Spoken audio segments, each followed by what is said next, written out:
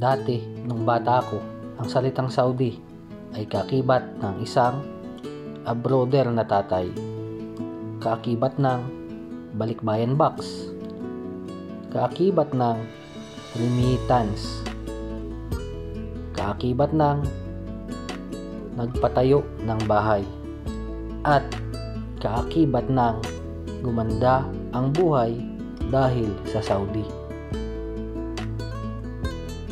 Oo nga tama pala lahat ng mga sabi nila.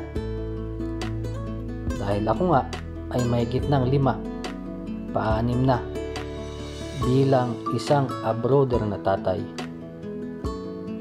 Nagpadala na din ako ng ilang balikbayan box.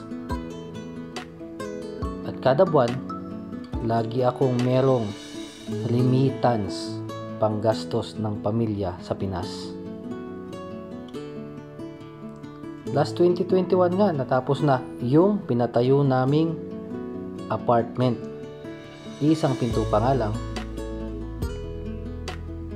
At alam kong mahaba pa ang aking lalakbayin. Pero alam ko sa sarili ko na gumanda ang aming buhay dahil sa salitang Saudi.